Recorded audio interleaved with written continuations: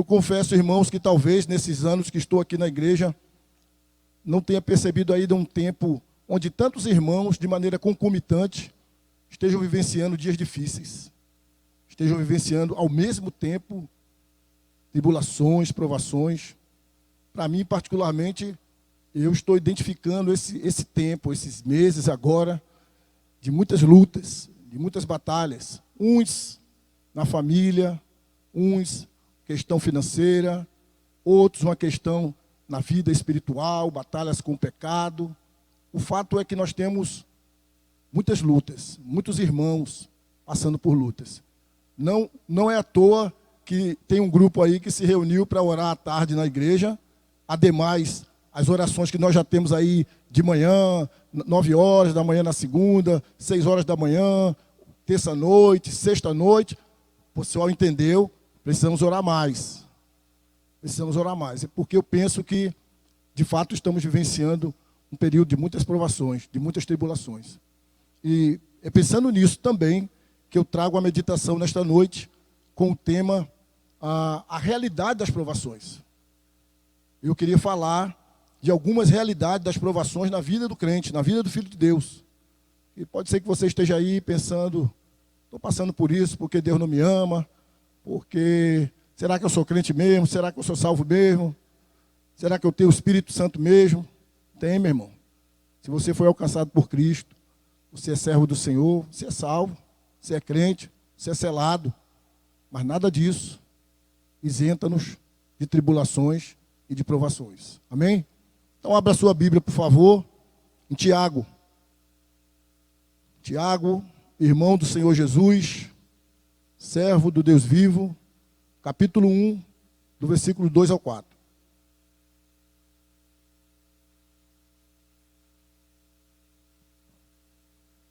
Falar de algumas realidades a respeito das provações da vida.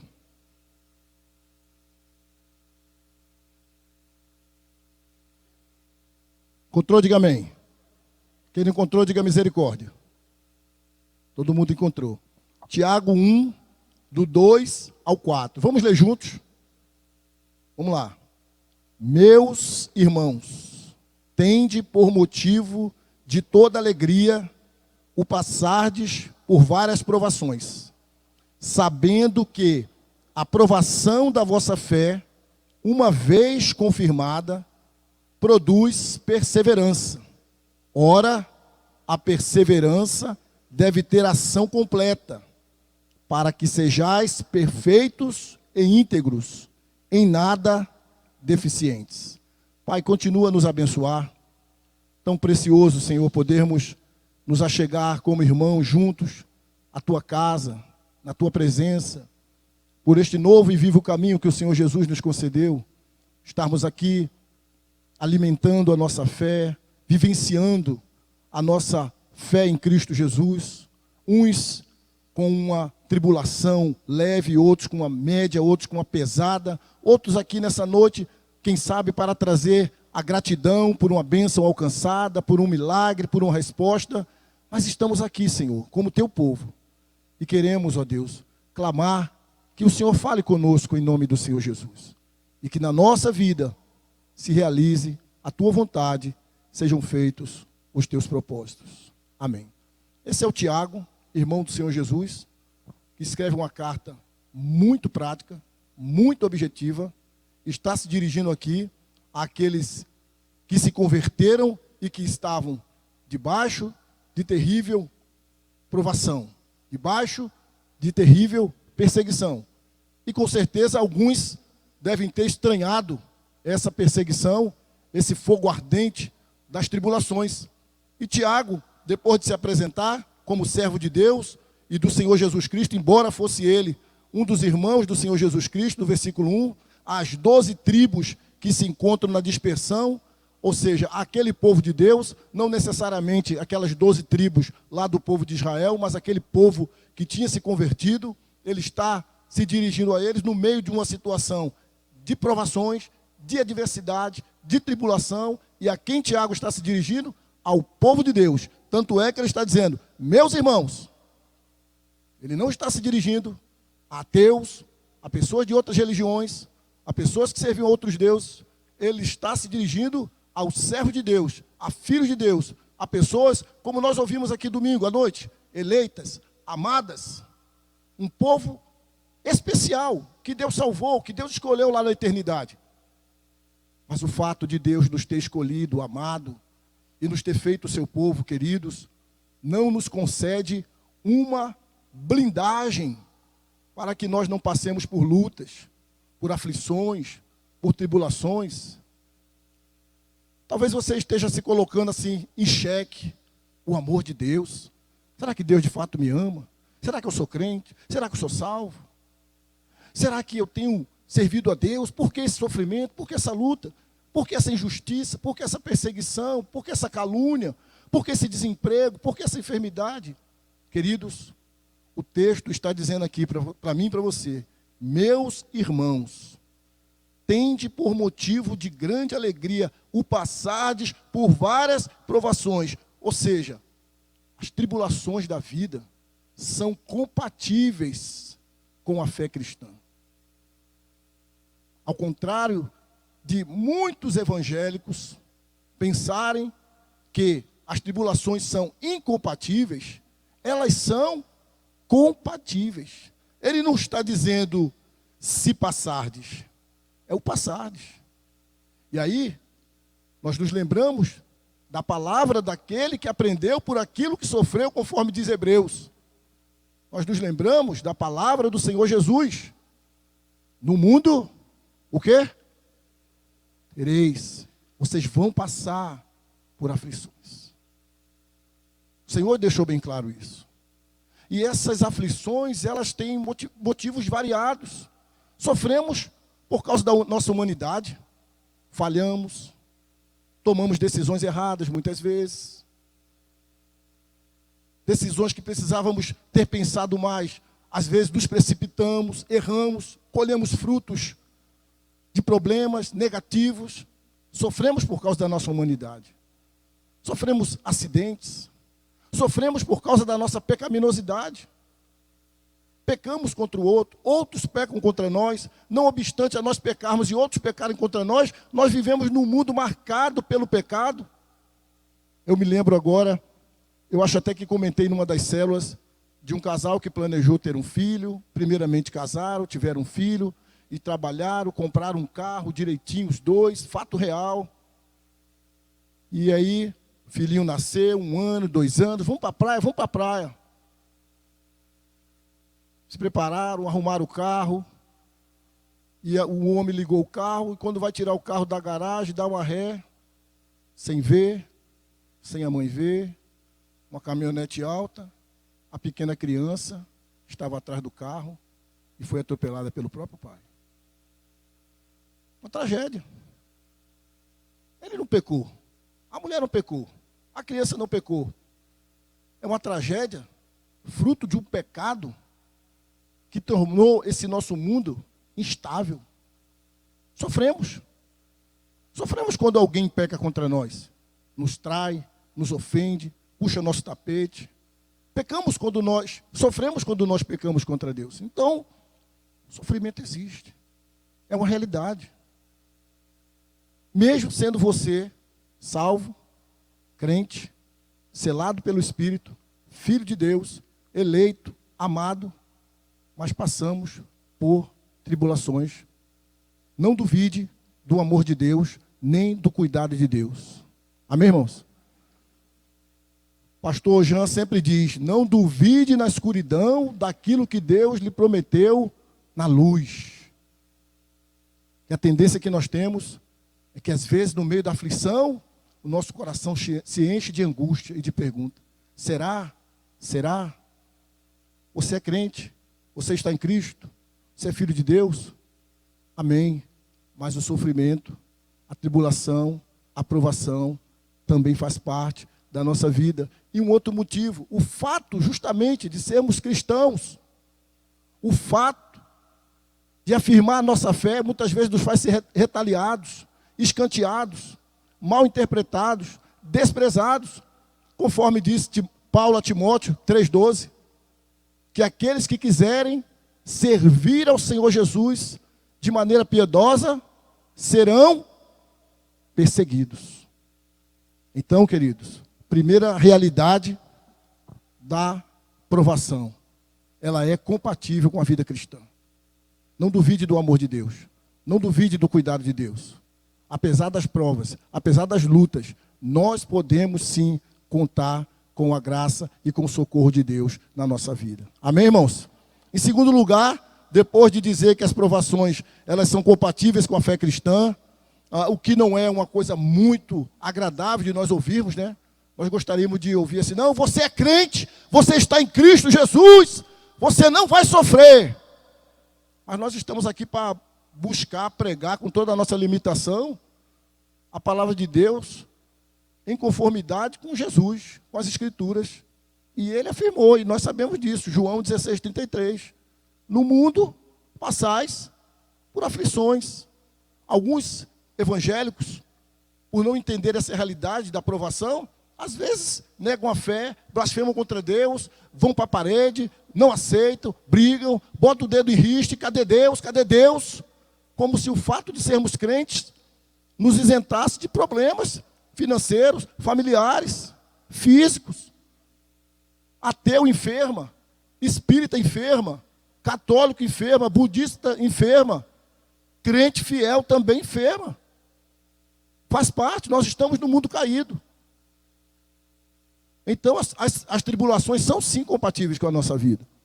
A outra realidade está aí no versículo número 2 também. As provações, elas são variadas. Mas, irmãos, tende por motivo de toda alegria o passardes por várias provações.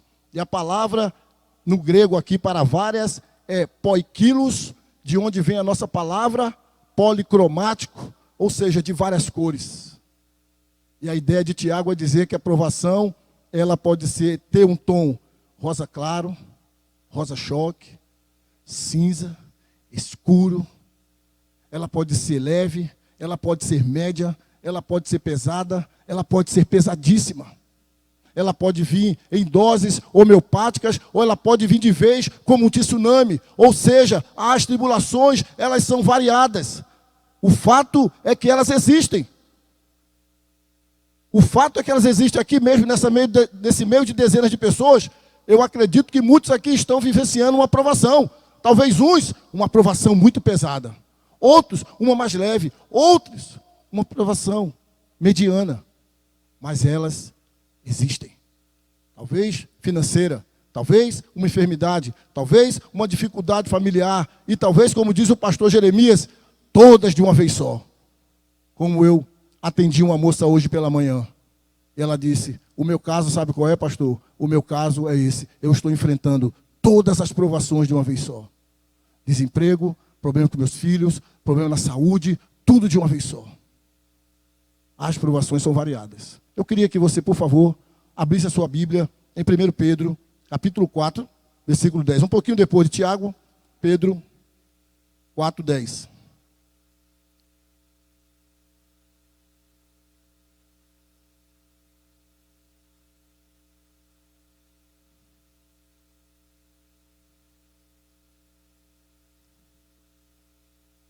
Quem encontrou, diga amém.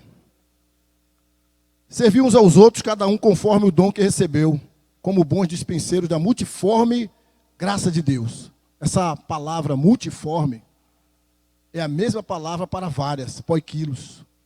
O que nós podemos aprender aí? Que assim como as provações são variadas, a graça de Deus também, ela é de acordo com a provação que cada pessoa está passando. Porque Deus não vai permitir que você, nem eu, passemos por provação, ou tribulação, ou tentação maior do que as nossas forças. Há tribulação, mas há a graça de Deus para ser administrada sobre cada adversidade, sobre cada circunstância, para que você e eu possamos suportar essa adversidade. Então Deus, Ele não nos deixa sozinho em meio à nossa provação, em meio à nossa tribulação. As provações são variadas, mas a graça de Deus também é suficiente para cada situação. Amém, irmãos? Está entendendo? Diga amém. A graça de Deus é suficiente. Ah, meu Deus, não estou aguentando. Ei, a Bíblia diz que o Senhor não vai deixar a gente passar por algo que seja maior do que aquilo que a gente possa suportar. E essa graça, essa multiforme graça, está à nossa disposição para nos socorrer, de acordo com a nossa necessidade. As provações, elas são compatíveis com a vida cristã, elas são variadas, e em terceiro lugar, elas são passageiras. Ainda no versículo 2, diz assim, Tiago 4, 2, elas são 1, 2, passageiras. Meus irmãos, tende por motivo de toda alegria, o quê? Não é o ficardes, é o ficardes? O passardes. Nós vamos passar, nós não vamos ficar. Quem aqui já andou de avião e já pegou uma turbulência? Dificilmente alguém aqui já pegou um voo, né, Orlando? Que seja turbulência de onde você decolou até onde você chegou. Você pega a turbulência lá no meio, mas daqui a pouco essa turbulência passa, dá aquele enjoo, vou morrer, confessa os pecados, dá um arrepio, mas passa. Daqui a pouco, quando aquele avião coloca ali o trem de pouso, aí todo mundo, graças a Deus, passou. Ninguém aguenta uma vida inteira de tribulação, irmãos.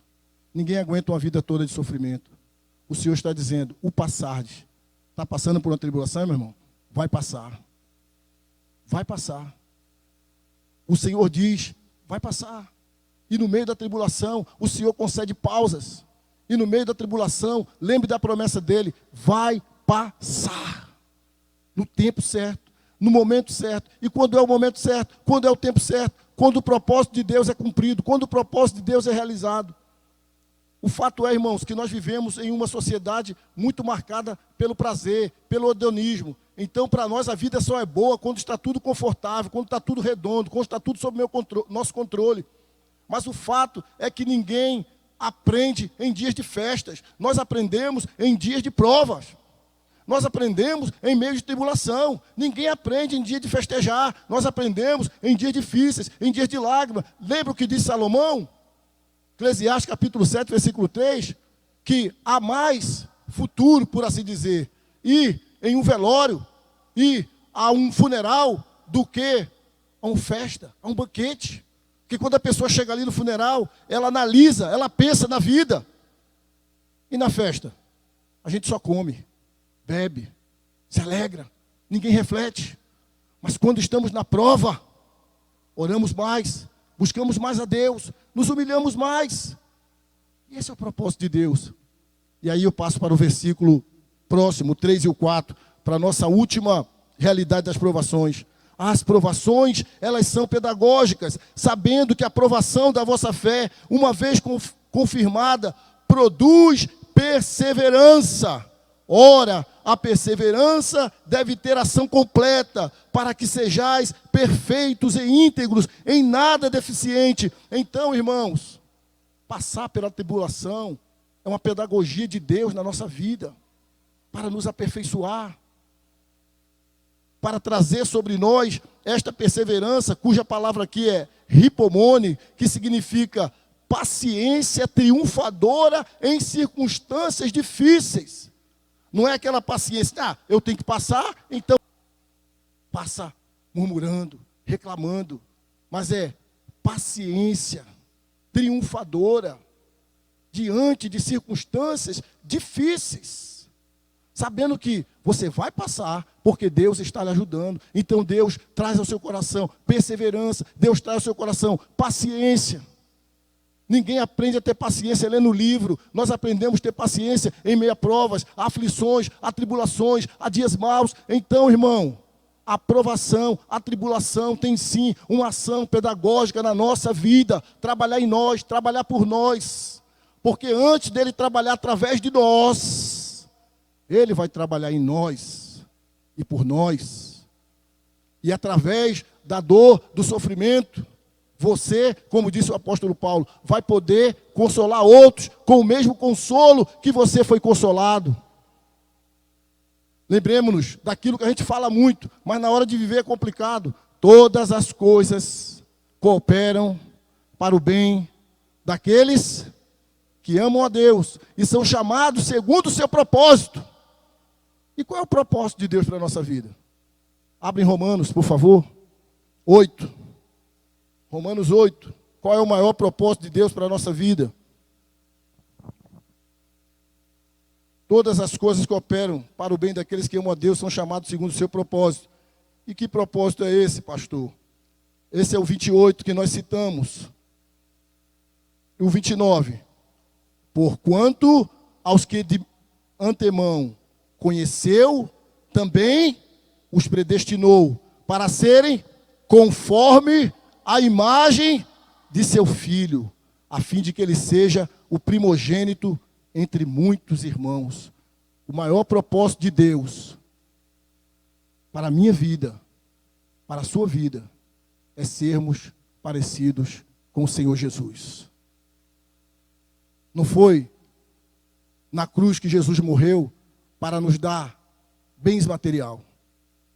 Tanto o crente rico quanto o crente pobre, o maior propósito de Deus na vida dele é fazê-lo parecer com o Senhor Jesus.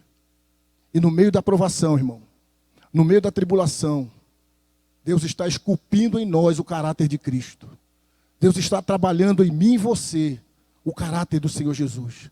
E a ideia aqui é de que nós sejamos perfeitos, que a perseverança deve ter ação completa, para que sejais perfeitos e íntegros, em nada deficiente. É trabalhar em nós, através do seu poder, da sua palavra, da sua graça, do seu Espírito, em meio à tribulação, moldando em nós a perfeição do Senhor Jesus, porque o maior propósito de Deus para nós é sermos parecidos com o Senhor Jesus. E quantos crentes estão distantes disso, irmãos? Quantos crentes estão vivendo com os pés apenas fincados na terra, sem ter os seus olhos no céu? Quantos crentes já esqueceram de desejar a terra prometida e estão agarrados aqui como se aqui fosse o céu e pensando só naquilo que Deus pode dar materialmente, quando na verdade o maior propósito de Deus na minha vida, na sua vida, é nos fazer parecidos com Cristo, ter a imagem de Cristo.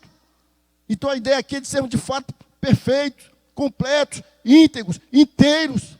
E é através da provação, é através da tribulação que Deus vai trabalhar em nós, nos fazer humildes, nos fazer dependentes, trabalhar no nosso coração questão de orgulho, questão de altivez, questão de arrogância, e nos dar a verdadeira humildade. Porque não aprendemos isso, eu já disse, em dias de festa.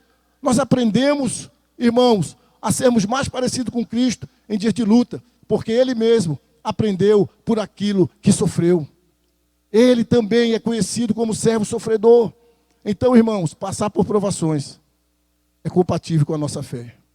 Mas, entenda, no meio de tudo isso, Deus não está contra você. Deus é por você. Deus não é contra a sua vida. Deus é a favor da sua vida. E o apóstolo Paulo diz, se Deus é por nós, quem será contra nós? Você está passando provação, tribulação? É possível que sim. Não fique triste. Não fique desanimado. Confie em Deus. Se alegre em Deus. Se alegrar, pastor? Se alegrar na provação, está amarrado, está repreendido, não. Se alegre em Deus. Essa alegria é uma alegria que expressa confiança na segura e na perfeita soberania de Deus.